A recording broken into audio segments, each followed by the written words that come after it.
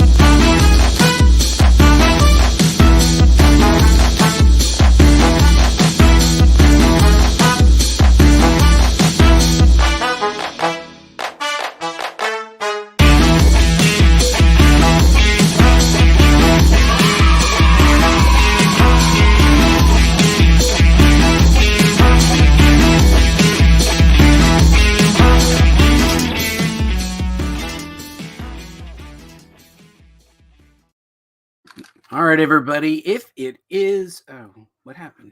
Am I still on? Yeah, I'm on. Okay. If it's Tuesday, you know the routine. It's time to talk about the craft and business of making comics. I feel a little discombobulated here, and part of the reason you can see over my shoulder, I'm still not finished unpacking from New York Comic Con 2023. So I'll be talking a little bit about that.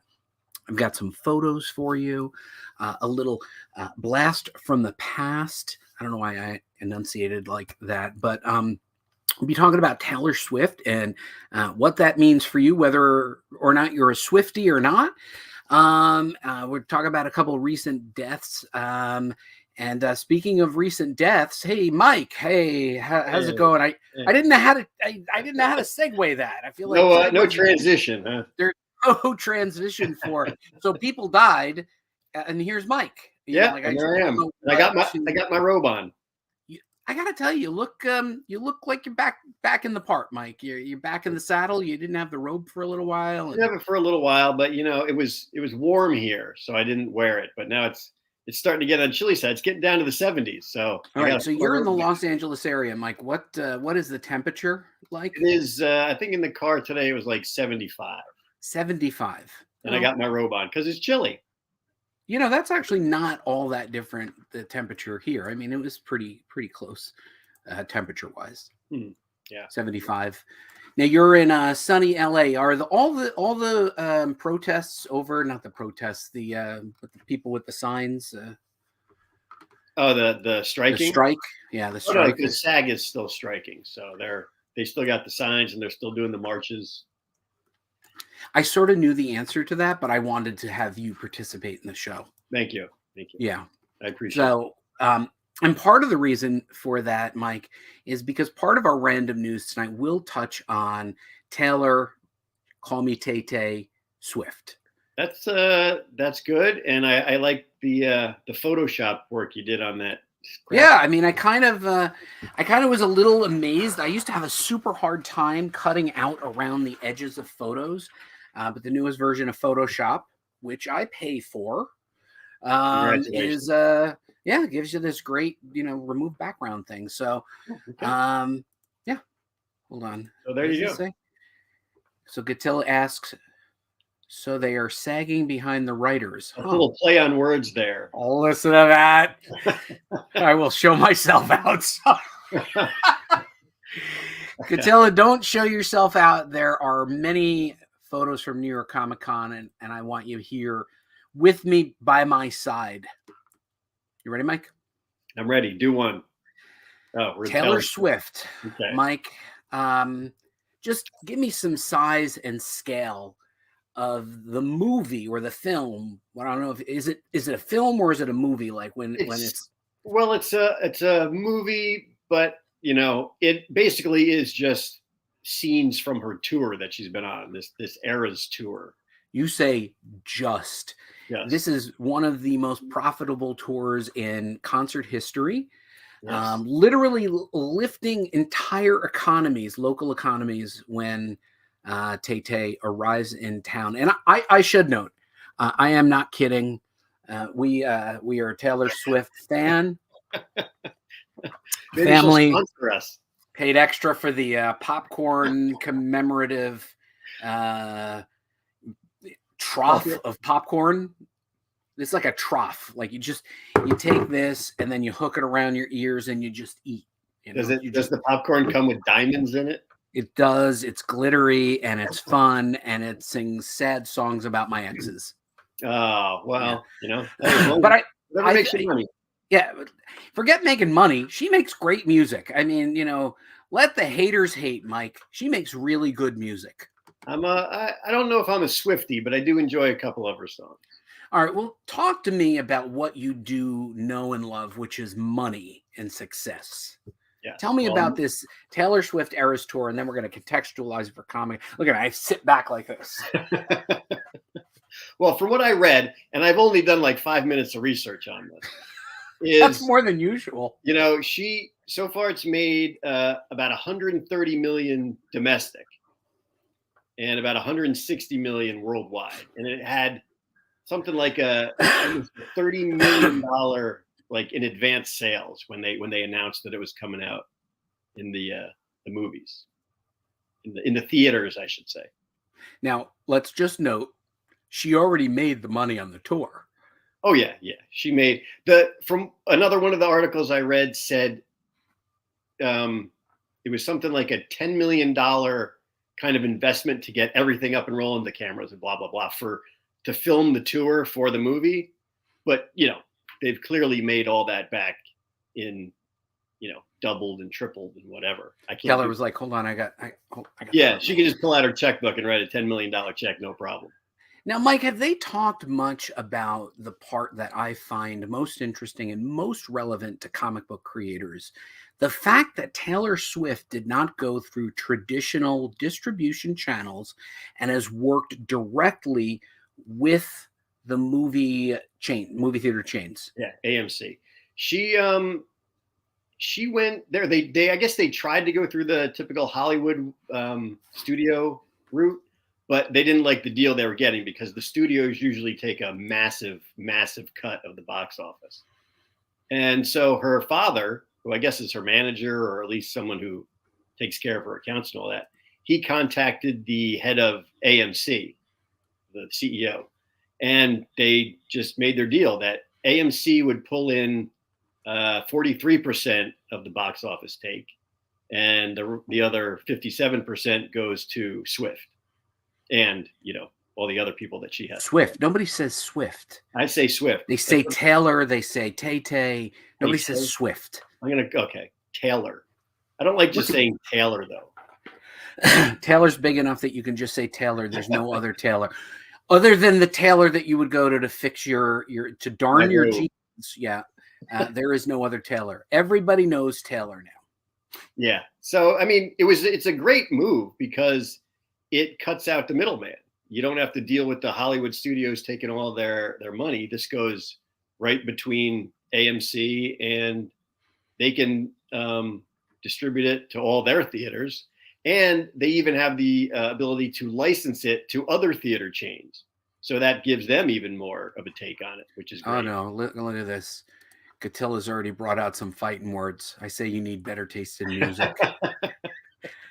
I defy you to listen to 1989 and not dance along with it. It's this Taylor Swift is unbelievable, and the deal that Taylor Swift and her father cut with AMC is extraordinary. Mm-hmm. Because usually when movies enter movie theaters, I think the first week box office is directly back to the studio. The movie theater makes, I believe, almost nothing or some pittance of that's why this is $10. Yeah, well, they take, right? From what I read, one of the articles said that studios usually take between 80 and 100% of the first opening week. So, right. Yeah. So first box office is a thrill for them, but for the theaters, it's all about the concessions.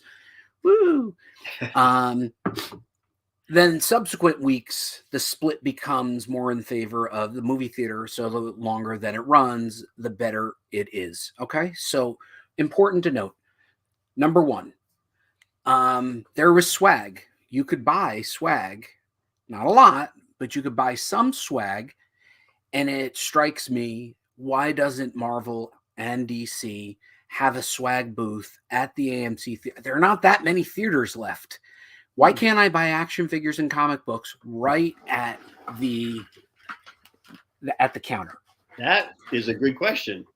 Right? You go to a comic shop and you could buy DVDs and you could buy merch, but like, why are they not selling that directly at that counter? You should be a marketer for AMC. Somebody should give me some cash. Number one. Number two, Swift, by sheer force of her mega successful tour, was able to pull something off that really broke the mold. And I want to get back to this because, in comics, we saw this a long time ago, some 30 years ago. Image Comics is currently the third largest comics publisher in the United States, just behind Marvel and DC, or DC and Marvel, depending on, publishing sales.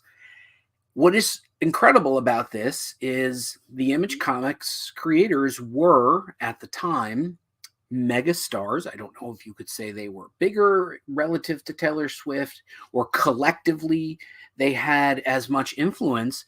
But according to legend, they wanted to go in and I think McFarlane wanted something. I forget what it was. He wanted something and got angry and said, we're going to form our own company. We're all going to quit together and form our own company. And they brought a series of creators together. And if you recall, Image Comics was huge when we were coming up in comics. It was the big thing. That's all anybody talked about. Amazingly, they've lasted 30 plus years. But the amazing thing also is they became the third largest publisher, and the majority of people in this country could only name one or two of those characters, whereas the characters that from Marvel and DC, many of them started in the 30s, 40s, 50s, and have had this massive head start. And all these movies and TV shows a head start, and yet Image Comics, as the largest independent publisher, continues to amaze, I think, Mike. And I think that it should be an inspiration to us as creators to know that, it's not impossible to imagine that you could throw down the gauntlet and go your own way and do the thing that you think you're going to be the best at, stick with it, in this case, group together and stick with it. But the Image Comics story, to me, it strikes me as very inspiring at this time in relationship to what Taylor Swift managed to pull off. Yeah, because she went around the usual, routes that you have to take. And the people that, if you're were a regular Joe who did a movie, you have to go through the studios. But just like Taylor, usually you would have had to go through something for the studios with even this concert movie. But she's like, no, I don't have to do that. And she found a way and they went around it, which is great.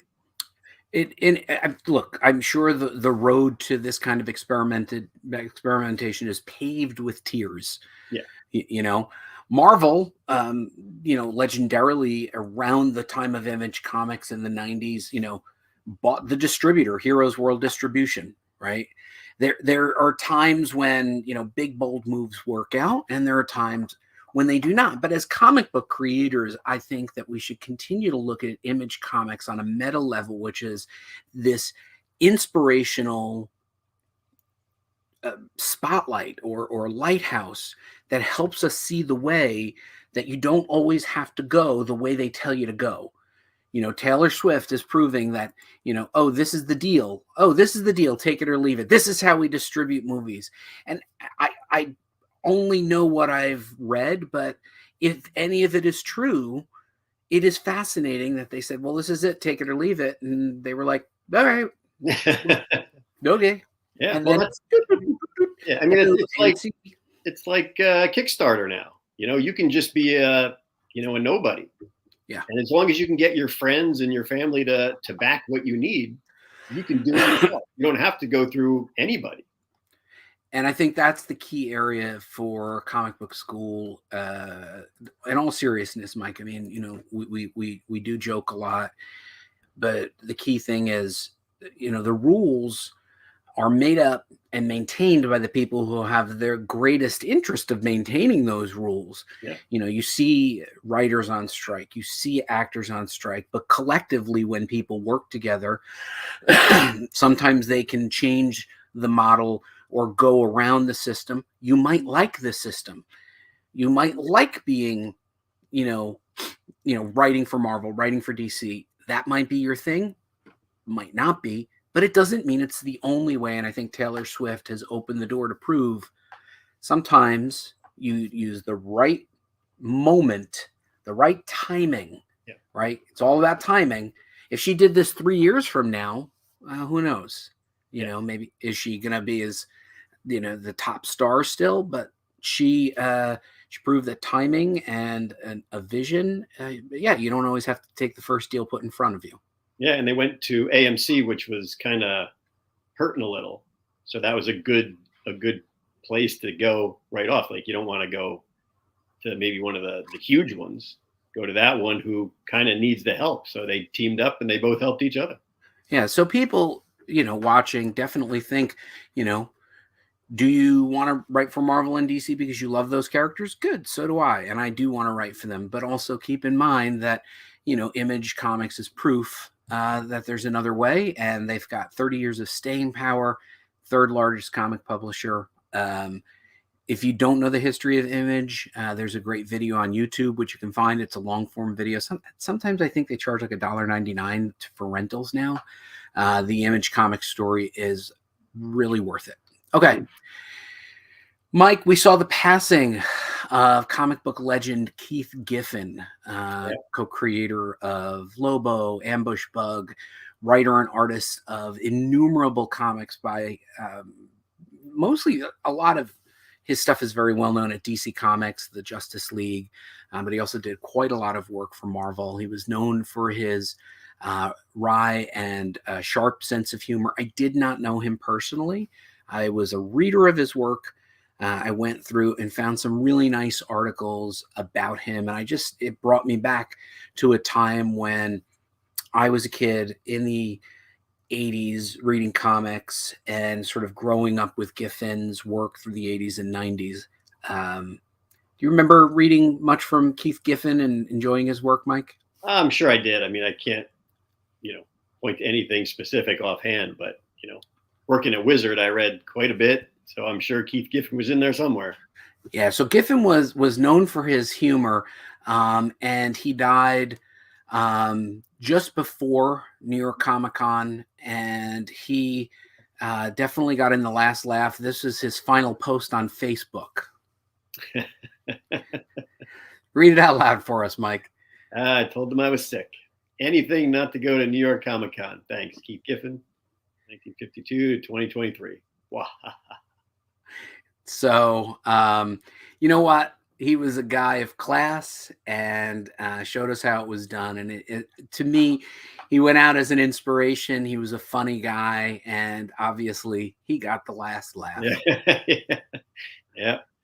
So, New York. Yeah. So, lots and lots of people posted wonderful memorials. Again, I didn't know him personally. And sometimes I'm reluctant to talk about creators that I did not know personally because, I respect that there are people who did know them. Hence, go and read things like J.M. DeMatteis's Remembrance of a Friend and Collaborator, Marvel's Remembrance. CBR did a nice job. There's lots of great material out there. But, Giffen getting the last laugh. But it kind of transitions into this. This is a person that I was friendly with. Not exactly like, we would go, meet at the pub or, like, let's go grab lunch. Neil Hansen was the editor of Comics Values Monthly. Oh, hold on. Let me go full screen on this for a second. So he was the editor of Comics Values Monthly. Let me see if I can even go bigger. And he gave me my first pro writing work in Comics Values Monthly. It was a price guide-ish type of publication, a lot like Wizard, in that it was price guide and it had lots of articles in it. So, you would write a feature.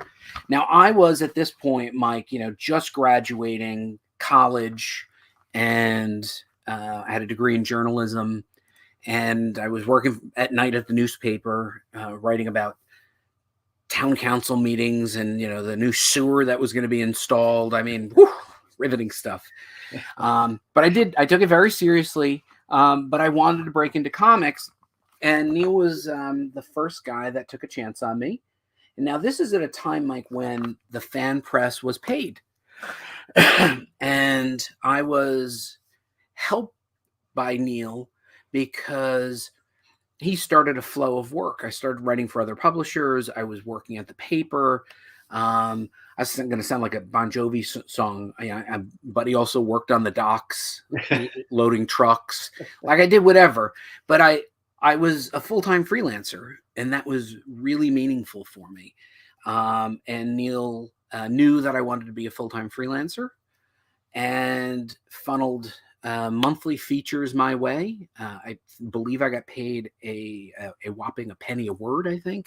Oh, wow. You're really pulling it down. Yeah, it was crazy. I was living large. But I think the key thing for me was that somebody was willing to give a no-name nobody who was more wide-eyed than experienced a chance. And that person for me, Mike, was Neil Hansen. And Neil, he passed away kind of young. It was unfortunate. He was only 62 years old. He was a massive comic book fan, worked for this publisher called Attic Books, which published this Comics Values Monthly and some other publications. He was a collector. He died way too young of cancer. If anybody is interested in attending, he is going to be memorialized in Connecticut, Bethel, Connecticut, this coming Friday. And, you can post a tribute, you can make donations. But this guy was the real deal. He was truly in it for love and passion. He was committed to the craft. He was committed to good journalism, fair reporting. More than once in the early days, he would bounce things back to me. It wasn't good enough. I needed to do better. Needed a fair balanced quote. Need to get another quote. Need at least 3 quotes and different types of rigor that you obviously you don't see as much today in the fan press, because the fan press, we're the fan press. We work for free. So when people work for free, you don't work as hard. You have an editor. Neil was my editor. He was the features editor, I believe. It was meaningful, and you could make a living working in the fan press, and I did.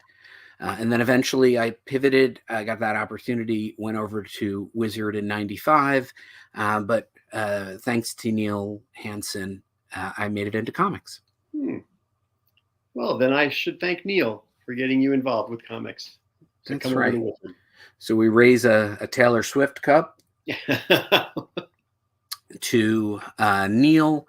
But yeah, Neil touched a lot of lives of comic book fans. They didn't know it. I think one of the things that, we'll learn later, Mike, when it comes to, the inevitable history of Wizard documentary, is that so many people were doing so many things, and everybody knew Garib's name, but there was a lot of people that were making the magazines and the shows and the television stuff and the side projects, and and Neil was one of the guys behind the scenes. And I just wanted to take a minute to give a nod and a thank you to somebody who took a chance on me and opened the door and enabled me to start my career as a paid professional in comics. Well, that was a nice tribute, bud. That was a nice tribute. But it looks like Redheaded Ed is giving us some feedback here on the Taylor. So we're just going to say, you read hers so I can have a sip. But it also helps that because she had spent the time building the audience, she has the pull and the backing fan base to make this happen. Yes, that's absolutely true. It's like Beyonce's doing one of these things now, and I think for a while it's especially in the box office stuff, it's going to be a lot of concerts like this that are going to be making these deals individually. But eventually, it could branch off into just somebody who knows somebody who can get some distribution. And Mike, hate to say it, should be a little. It's probably a little bit scary to striking talent. By talent, I mean Hollywood talent, because this is what the original writer's strike, I guess in the 90s or the late 80s, early 90s, is one of the reasons why the network switched to reality TV, because they didn't need writers, right? Yep.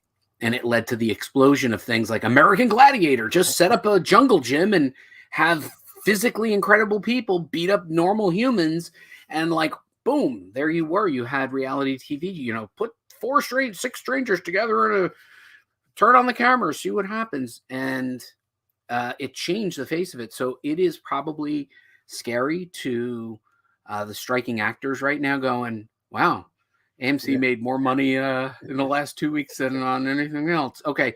But Redheaded Ed isn't done. She has more. Bucking the system doesn't guarantee success and great partnerships just because you want it to.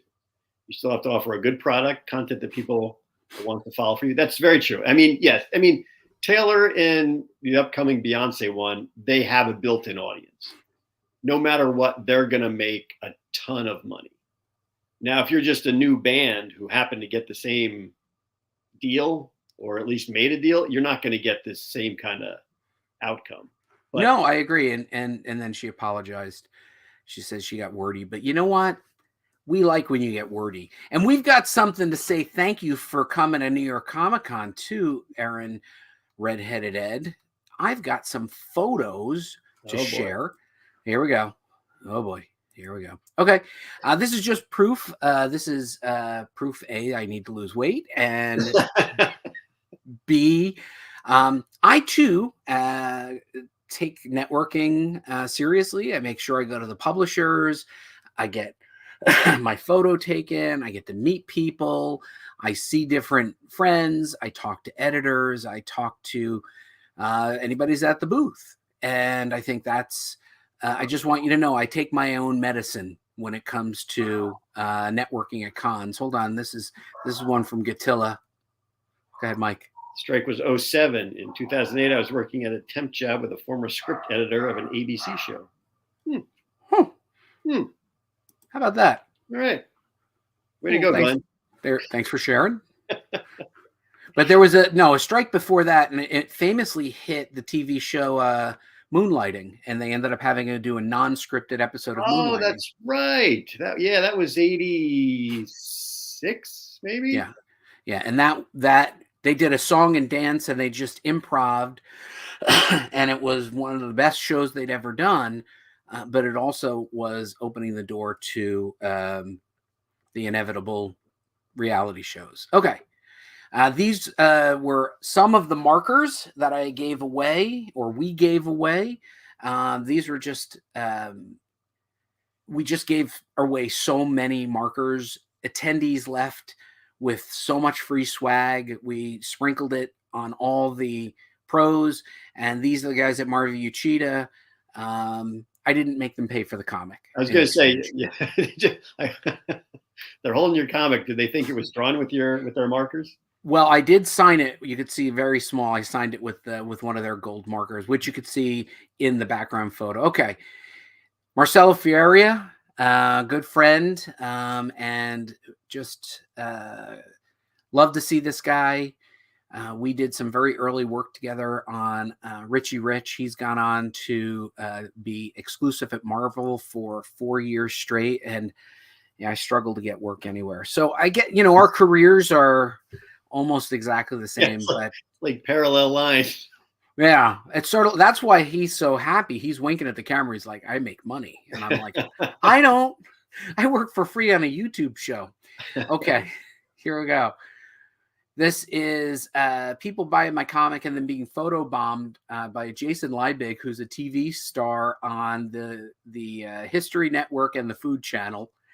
And he was an editor at Marvel, so we know each other. He's done my panels, but he's a TV star, and they didn't realize that he was photobombing them. And they watch his show and they know who he is. So you never know who you're going to see. That's true.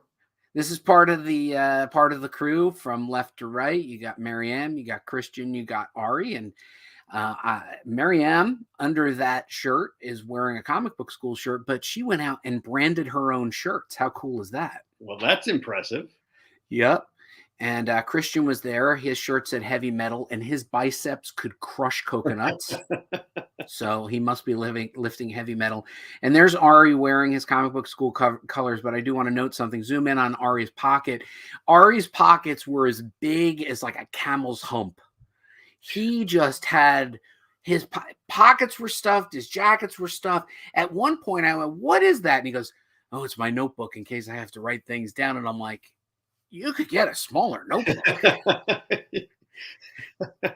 So I had to take a picture of that. Yeah. It was, he looked at his pants. I'm like, look at those pants. They're completely stretched out. Like the whole front of his pants were completely stretched out. So, oh, wait, here we go. Glenn was saying we worked at a bookstore, so it was not great. Oh, he was still talking about the strike. Then Redheaded Ed said, "Thanks for the markers, by the way. It was hard to fit them all in my backpack." Well, good. I'm glad you got enough. And then look at those happy people. Yeah, let's look at these happy people again. Is that what A.A. Rubin had in his pockets? A ton of markers? I don't know what he had. He was smuggling something. I don't know what he was smuggling. But okay, let's see what else. What other photo do we have? Ari. Okay. This is the big crew. Dennis Knight from left, Marianne, and now you'll notice Marianne has almost the exact same shirt on, but different color, but in a different color. She was branding. There's Ari again, Chris Burgos, Redheaded Ed right there, our very own Redheaded Ed, and then that little fat guy on the left again, on the right again. That fat guy with the slick greaser hair looking like I just stepped out of just greased it up. It's like you're forcing that smile. That's not a usual Bud smile. No, that's a usual Bud smile. You know it's a real smile because you can't see my eyes. Right? Like if I smile, you don't see my eyes. Right? All right. So they're all holding a page of original art from Apocalypse Boulevard. There's Glenn Gatilla on the right, Mike. Glenn Gatilla told me he didn't want his picture taken. He hates having his picture taken. So we took a lot of, oh yeah, that's right. There you go. Grease lightning. There you go. There's the grease lightning haircut. You're right. But there's Glenn Gatilla right there. I see him every year and I always look forward to seeing him. And this year I got a great photo with Glenn Gatilla. Nice. Is that outside the convention center? Interestingly enough, this is in a different section of Javits. We've never been here before. So Javits has at multiple levels. This is the highest point in Javits. What you see outside the windows are outside indeed. And we did our panels in this area. So the lighting was beautiful. The acoustics were a little rough. But it was a nice place to do panels. Panels usually have no natural light, and those were kind of nice. And then Glenn said, I was Sasquatch, barely any pics of it. Or her. I wish I was meant to say, there's Glenn just hammering at the keyboard. But Glenn is, look at me and Glenn. We're about the same height, right? We're about the same build, just two stocky guys smiling on, and then Miriam had to shrink down 4 inches to come. She's very kind to me. She makes herself short for photos. That's nice. Yeah, she's a good friend. You know, my birthday is coming up, Mike, and Buddy Scalera's birthday is officially no high heels day. Huh. For anybody, men, women, everybody has to wear the flattest possible shoes for my birthday. Because as Mike knows, I am vertically challenged. Everybody should be sitting down when you walk into the room. Everybody should be sitting down. I'm vertically challenged. I didn't like the acoustics there, but it was a nice space. It was a nice space. Yeah, the acoustics were, because when you have those windows that far and all those people in the background, the noise is just this like humming ambiance that gives you a headache. And there's Redheaded Ed and Mariam again. Redheaded Ed wearing her comic book school official, and Mariam wearing the rare variant that I had done my very first Kickstarter, the Girls Like Comics 2 t-shirt. Huh. I haven't seen that one. Yeah, I don't have any left. They're gone. They're all gone. They've been gone for years. But Marian got one before they were all gone. And these two, without these two comic book school panels, would have collapsed like a wet noodle. Same thing with Chris and Ari. And what was this? Hold on. I hated having to go through all those cosplayers to get there. Yes, because you can't just push them because they have swords. That's right. Yeah. And Redheaded Ed, same man, same. All right. And then every year we do a class photo of one of the panels. This is from the networking panel, and we grabbed this wonderful class photo. What do you think? I think it looks good. How were the panels? They came out. They did good for you? They were great. We had a lot of fun. And it was just nice to get to see everybody and spend some time there and regroup. They don't have us do as many panels as they used to, Mike. They used to have us do a lot of panels. Now they only have us do a couple panels. But we were able to get this great group photo of some of our friends who were able to attend, and I'll be posting some of these photos and the ones that Ariel took on the comicbookschool.com website. And you had Dr. Doom doing that one, so that's we did have Dr. Doom doing that. Mike, this is not like a trivia narrative type of one where you have to come up with a story, but feel free to if you want to. You were busy finding out information about Taylor Swift. You have a limited capacity for things you could do before 10 minutes before the show. So I found some information.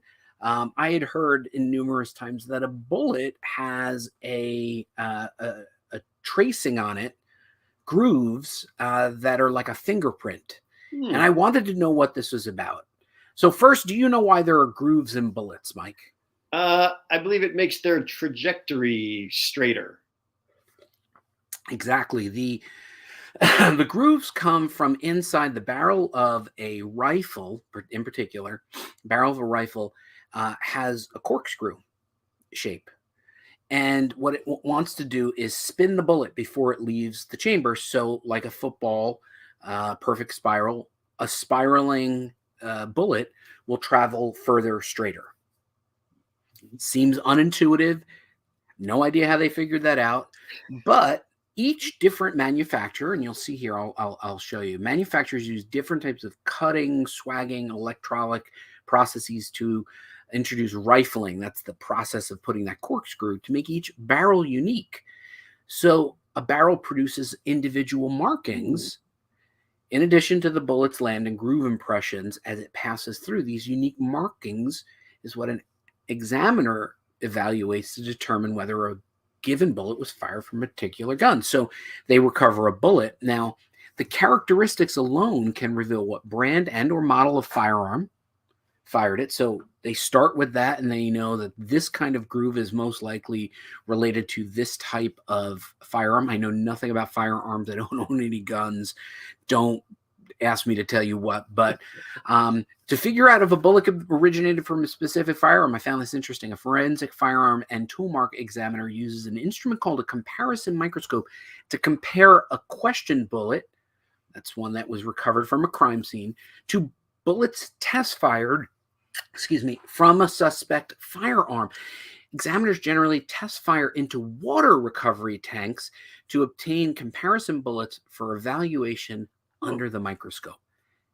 Interesting. Isn't that interesting? Yeah. So the striations are probably very minuscule, but because the bullet is set to spin in a certain way, I'm sure each manufacturer has different measurements about how to set that spin. And then as it spins, it's coming out and it's probably pulling little chunks of metal and other bits apart and remnants of past bullets. And it creates almost like a fingerprint that can be later replicated. And that is how they know if a particular gun was the gun that fired the particular bullet, and they can find the shell that was left behind, and that's how they do it. Fingerprints for bullets. Interesting. How about that, huh? That's good. That's a good piece of trivia. Yeah. So like we don't need to come up with a story idea because every week CSI does. I mean, that's it. It's just like and right. And like, what is it? Law and Order, dun dun. Like it never gets boring. You could never get bored of CSI, Law and Order, NCIS. These are just great shows because they go and they find this one piece of information and they use it millions of times over. Yep. They use a lot of the comparison microscope. Yeah. All the time. And they have that super zoom that I love. They're always like, and we always believe like, there's the guy, zoom in. Can you sharpen that up? Hey, that's Mike Fasolo.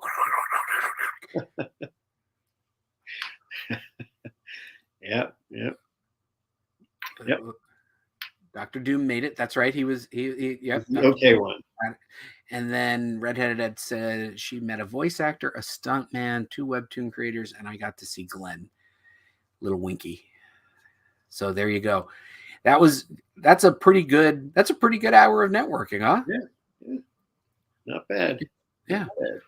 And Mike, will you come to New York Comic Con one year to?